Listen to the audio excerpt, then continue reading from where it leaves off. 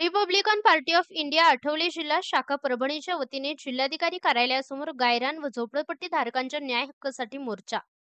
परभणी जिल्हाधिकारी कार्यालयासमोर Republican party of India Athawale गटाच्या वतीने रिपब्लिकन पक्षाचे पदाधिकारी व कार्यकर्त्यांनी गायरान धारक व झोपडपट्टी धारकांच्या हक्काकरिता मोर्चा काढण्यात आला। या मोर्चात त्यांनी ज्या लोकांनी गायरान जमिनी काढल्या त्यांच्या नावे सातबारा करून देण्यात यावी, मागासवर्गीयवरील अन्याय अत्याचाराच्या विरोधात आळा घालण्यासाठी अॅट्रॉसिटी ऍक्ट लागू करावा, गायत्रीनगर सेलू येथील झोपडपट्टी धारकांना पीटीआर नक्कल देण्यात यावी, महात्मा फुले मागासवर्गीय महामंडळाचे थकीत कर्ज त्वरित माफ करण्यात यावी, मागासवर्गीय विद्यार्थ्यांच्या शिष्यवृत्तीत वाढ करण्यात यावी आदी मागण्यांचे निवेदन जिल्हाधिकारी यांना देण्यात आले। या मोर्चामध्ये मोठ्या संख्येने महिला व पुरुषांची उपस्थिती होती। Bureau report, India news 1 Marathi.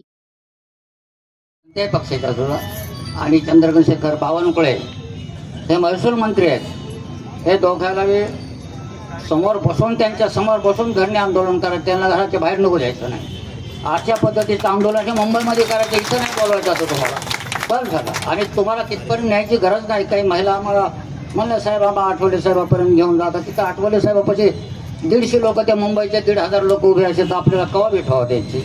म्हणून मी त्यांना समजून सांगते, आई समोरच आहेत माझ्या, म्हणलं आई तिथं आठवले साहेबाला हा आपल्या एरियात आल्यानंतर मी तुमची स्पेशल भेट करून देईन।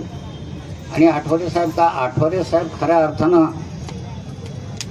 दलितांचे कैवारीच आहेत। डॉक्टर बाबासाहेब आंबेडकर जर ते पक्ष चालवित असतात खऱ्या अर्थानं कोणतं, इथं फक्त रामदास आठवले साहेब हेच आहेत।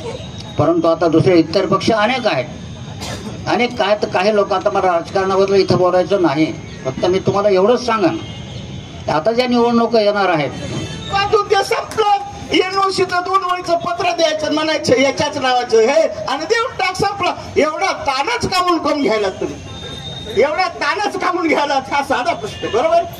म्हणजे आम्हाला इकत घेऊन, ज्याला जागा नाही त्याला इकत घेऊन घर बांधून द्यायचे, काही योजना आहे। आणि जे स्वतः राहतात तिथं नाही, ही म्हणजे असा दिशाभूल करण्याची गोष्ट आहे। तर ज्याला घरात नाही, ज्याला घर नाही त्याला घर मिळालं पाहिजे, ज्याला शेत नाही त्याला गारा मिळालं पाहिजे, शिलिंग मिळाली पाहिजे, ज्याला जास्त जमिनी झाल्यात त्याच्या जमिनी काढून घेतल्या पाहिजे आणि गोरगरिबाला वाटल्या पाहिजे। देवाच्या जमिनी ते देव वाटत, ते देव पाहत बी नाही, त्याच्याकडे लक्षच नाही त्याचं, त्याला आरामात खायला पठार खायला लक्ष दे, खायला तूप पोळ्याचं नुसतं रोज दिवस आहे। तिथं असलेले सगळे पुजारी फुगलेत, असे टार झालेत त्याच्यावर, बरोबर आहे। ते म्हणतात माझ्याकडे नुसता उद्भवती लावणारा मी पठ्ठा बेस्ट आहे, आणि मी तर काय विचार, मी तर एअर कंडिशन मध्येच आहे, तर मला काय घोर आहे। आता ह्या सगळ्या येणघऱ्या अवलादीनं लाखो एकर जमीन देवाच्या नावानं दिलेली आहे आणि माणसाला उपाशी ठेवलंय। कामून चोरी करणार नाहीत लोक, पारधी कामून चोरी करणार नाहीत। अरे मी म्हणतो पारधीनं जे करायलेत ना, वळलेत बिचारे कसे तरी इकडं, आणि त्याचा जर हत्यार वर उठलं ना, त्याचा हत्यार तर तुम्हाला वाटणं फिरणं मुश्किल होऊन जाईल, फिरणं मुश्किल होऊन जाईल। असा त्वचामध्ये आता मेरे साहेब, त्याच्यामध्ये एकच परीक्षा असते, जो खरा चोर आहे त्याला पोरगी द्यायची, बरोबर आहे। श्रीमंताला नाही, जो पारधी खरा चोर आहे त्यालाच पोरगी द्यायची, नाही तर सोनी मुलगी। हा असं आहे ते। तर मला सांगा, त्याला जर उचकलं तर कसं होईल, कसं होईल मला सांगा ना। आम्ही तर आहेत त्याच्या पाठीशी, पण त्यानं जर उचकलं त्याला तर कसं होईल।